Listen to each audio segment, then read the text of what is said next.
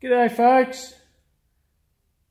Well, I hope you are enjoying watching the vids and following my little journey in trying to get this little beast to run as hard as it'll run. It's been bloody awesome, and I'm just as passionate, guys, with the car and the whole mechanics side of it as I was when I first sort of started on it. I haven't lost any desire to keep modifying this car, because I really ultimately have got some big unfinished plans that I want to achieve with it. And I just really sincerely hope that you're enjoying my little journey, and it's been fantastic, guys. It really is. It's amazing the development that's gone into this car now. It's just really starting to come along and perform unbelievably. I know that there are a few grey areas in the car that I've got to address. Gearing is one of them. It's terribly under-geared. It's got a Ford 9-inch in it, guys. 31 spline axles, and it's got 3/7 gearing in it. And it's got a full spool. So we're in a nodular, I think it's called nodular, iron gear carrier. So heavy as anything.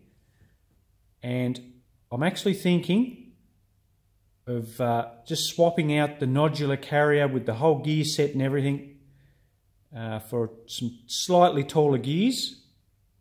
I don't really want to go too tall with it, because the way it is now, I'm actually going to a bigger tyre once these ones wear out.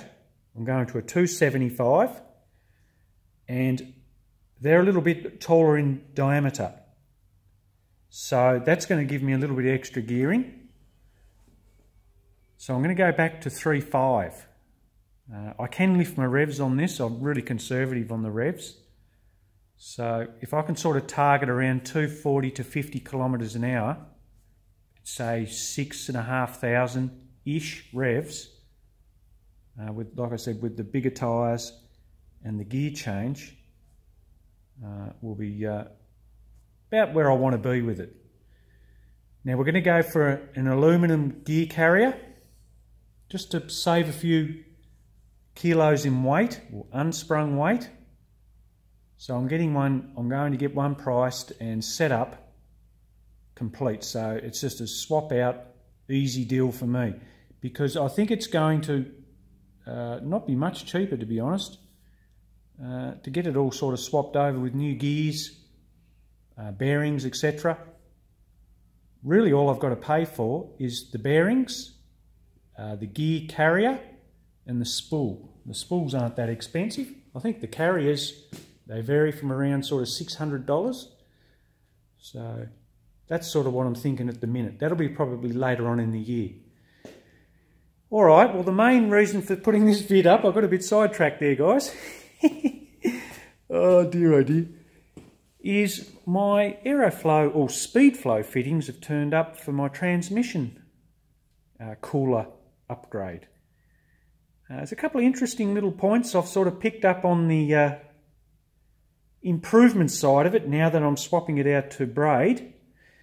The diameter will be no different in hose that I was running. So that's roughly around 3/8 ID inside diameter, about 10 mil. It was the same as the rubber hose. So we're not changing up in any size there, but will be probably about half the length of hose needed for the new repositioning of the transmission cooler. But the big win, guys, the big win is we're going to get rid of these two parts here, which about 6.5 mil ID, which, yeah, that's fair enough. But we're going to a fitting that bolts, which actually takes over the place of that fitting there and bolts up to the transmission. Now we're going to shorten, obviously we're only got roughly half. There'd be 20 mil of 6.5 diameter. And then we're stepping up to the 10mm.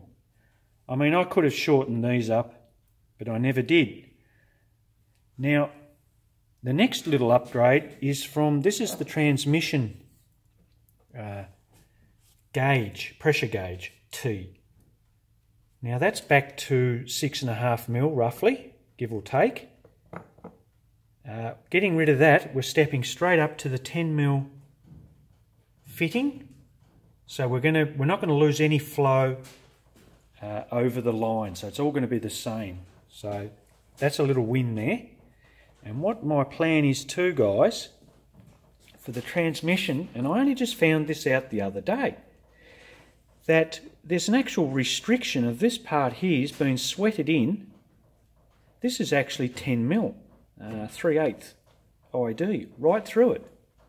So we've got a restriction just here. So if we can get rid of this part here and get this fitting aluminum welded on, we're going to have good flow through our transmission. So we've got rid of, well, we've shortened this right down to those two little fittings. We've got rid of that, and we're getting rid of that. So we're going to create really good flow now through the whole system. And that's the whole point of doing this, as a side to making it a lot safer too.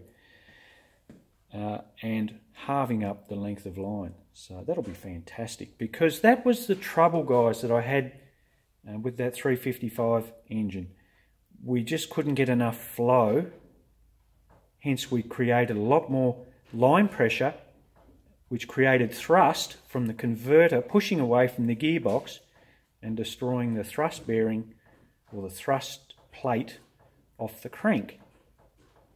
They say around sort of 50 psi. And that's sort of what I've got now. I have improved it, but this will work even better. So very excited about all this. I'll tell you what, guys, these fittings aren't cheap.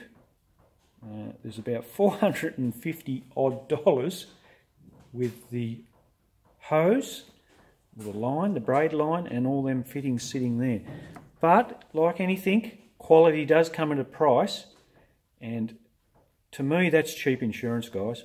Cheap rubber hose with hose clamps. Look, I don't know how I got away with it for so long. I really was pushing the envelope there, and now this is really going to settle the nerves a little bit and something less to worry about once it's all done. I'll give you some little progress. Well, we'll see. I'll do a vid once it's all hooked up, and I'll give you a little walkthrough. It'll be probably another week by the time I get it all sort of up and running, but I'm very excited about it now, guys. It's really...